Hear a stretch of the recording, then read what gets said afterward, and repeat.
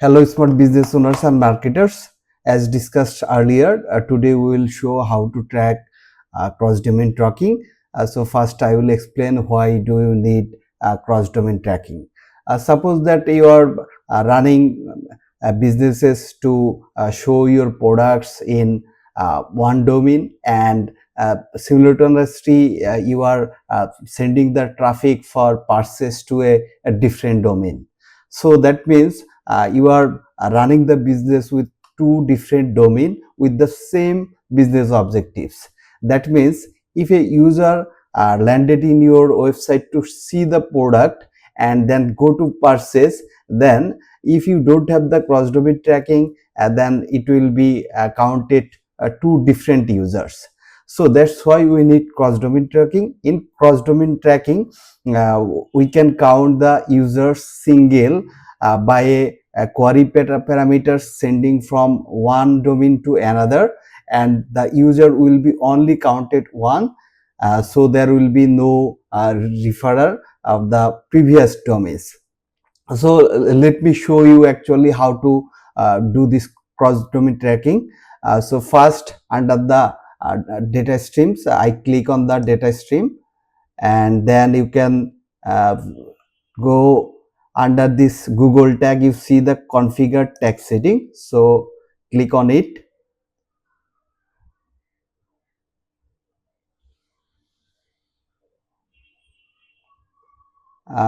Here you see configuration history domain. So under this setting, we can see configures your domain.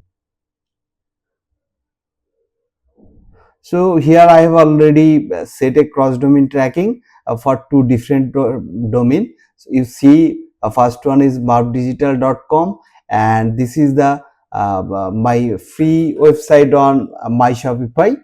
So I can show you to just delete it and how to do it. So I just remove it, and now again I will add it. So here markdigital.com. So I save it. So now we will actually test the setting if it's already working or not. So this is actually not too much here. Only this domain you need to attach here. So match type will be contains. So let check it. So this is the website you see from the Shopify website. I will land it with my another business.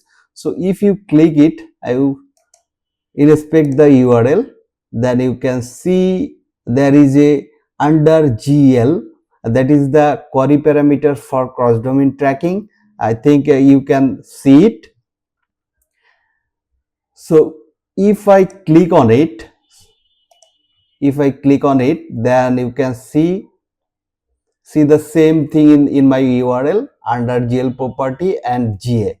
Under GA, both cookies are presenting here. So that means actually Google Analytics is tracking the user as the same user.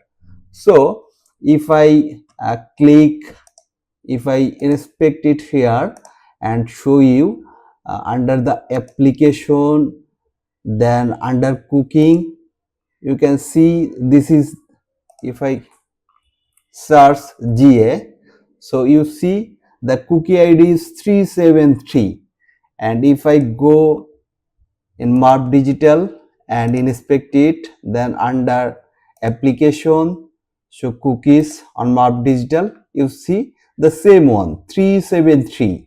So there is no change in the GA cookie. So in both sides they are using same thing. So after the setting, if you see that this cookie is actually not same, that means your configuration have some issues. You might said we can also check it in GA Analytics dashboard. So if we go and debug, see in the debug view, we can see that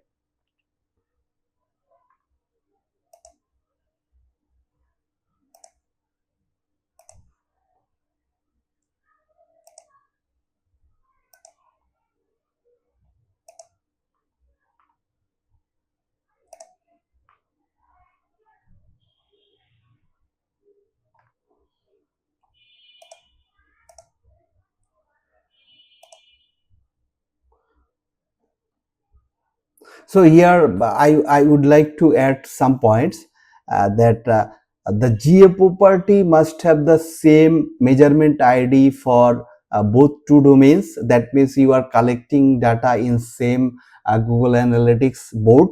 Otherwise, it will not actually. Oh my God, the debug view is not working.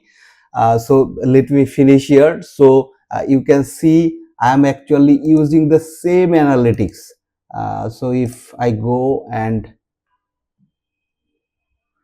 uh, under the network tab, if I reload here, then you can see,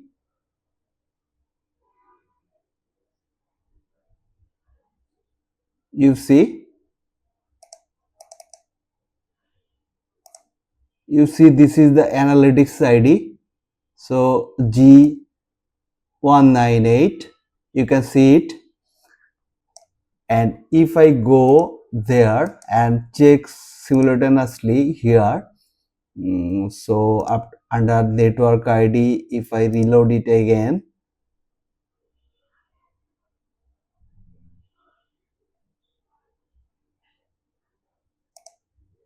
you see here the same ID, analytics ID. That means, yeah, you can might use different Google Tag Manager container to send the data, but the Google Analytics property must have the same measurement ID. Otherwise, you cannot actually do this cross-domain tracking. Actually, there are some issues you might face during this cross domain tracking. Usually some security system like WordPress or some SEO plugins like Yoast SEO or other plugin like light speed cache. This type of plugins can actually not sending these parameters. These parameters here you see.